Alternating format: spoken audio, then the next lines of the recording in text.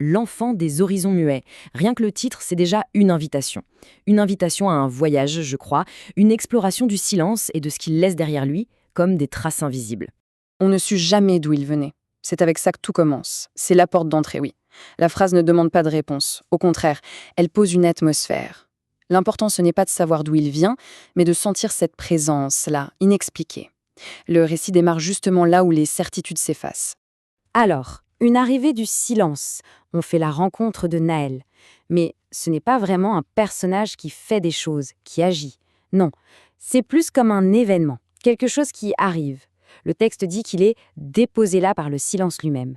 Il n'arrive pas, il apparaît. Un peu comme une pensée qui naît soudainement dans un esprit tout à fait calme.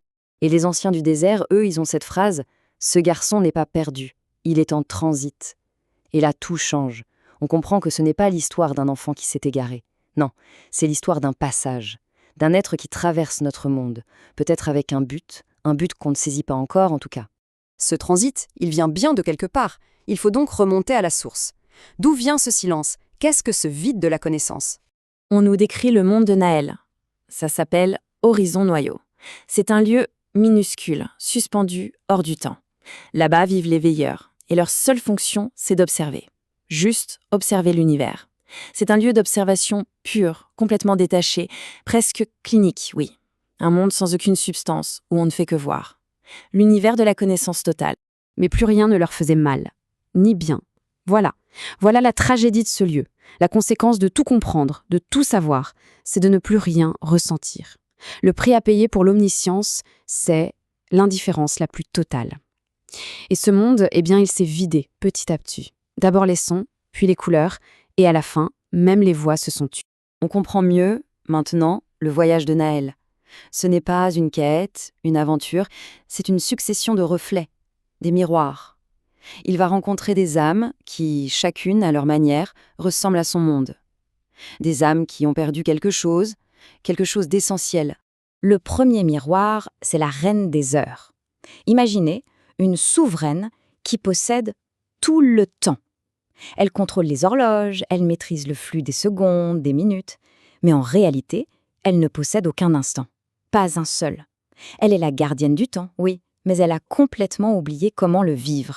Et Naël lui dit simplement « Le temps ne t'appartient pas, il te traverse ».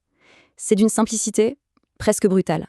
C'est une vérité qui vient briser toute l'illusion de contrôle de la reine. Et dans cette fissure, pour la première fois, une émotion peut passer. Des larmes, retenues depuis si longtemps. Deuxième miroir, l'architecte des masques.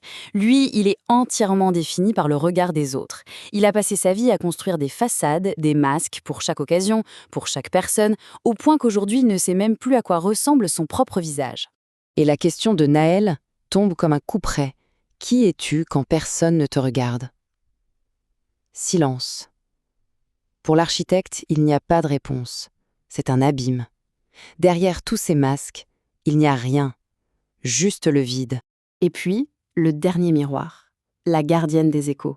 Elle, son problème, c'est le passé. Elle est piégée. Elle s'accroche aux dernières paroles des gens qu'elle a aimés, aux échos de ce qui n'est plus. Sa peur de perdre à nouveau est si grande qu'elle refuse de vivre, de créer de nouveaux souvenirs. Et Naël lui murmure quelque chose de très profond. Ce qu'on dit jamais meurt plus vite que ce qu'on perd. C'est une idée terrible, au fond. Le silence qu'on s'impose par peur est une mort bien plus sûre que l'absence de l'autre. Toutes ces rencontres, elles nous amènent au cœur de l'histoire, au cœur du voyage de Naël. On réalise que l'important, ce n'est pas ce qu'il apporte aux autres, mais plutôt ce qu'il est venu chercher pour lui-même. C'est Elias, le cartographe, qui va poser la question essentielle, près d'un petit feu de camp, fragile, au milieu de l'immensité. Pourquoi es-tu venu ici, Naël? Pour sentir quelque chose me manquait. La réponse est déroutante. C'est la révélation.